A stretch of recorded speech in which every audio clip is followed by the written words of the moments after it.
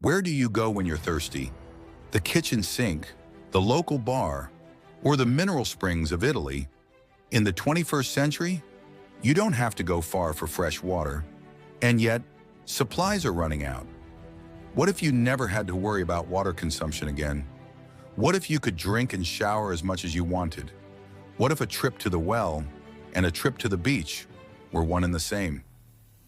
Subscribe to my channel to support me. Thank you. This is What If. And here's what would happen if all the salt water in the oceans turned fresh. Why are the oceans salty? Well, they weren't always. About 3.8 billion years ago, Earth's surface cooled, and water vapor turned into liquid with no salt. But that didn't last. When it rained, carbon dioxide dissolves into the drops, making them slightly acidic. Rain erodes rocks, and rivers carry minerals and salt into the oceans.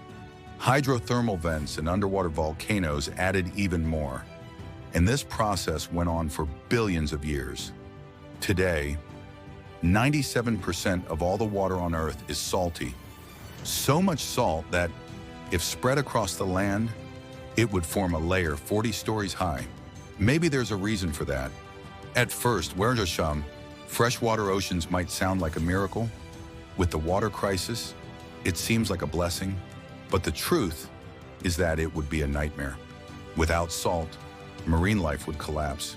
Fish and sea creatures that live in salt water would die.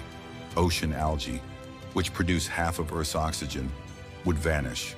Without them, oxygen levels would drop, carbon dioxide would rise, the greenhouse effect would intensify, and the equator would become unbearably hot. Even worse, ocean currents would stop. Right now, salt makes warm equatorial water sink, and cold northern water circulates south. That balance would break. The poles would freeze, and tropical storms would become more frequent and deadly.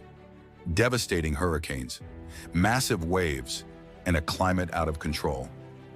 So next time you say, "Don't add salt," remember that without it, our world would become a nightmare. Subscribe and get ready for the next What If.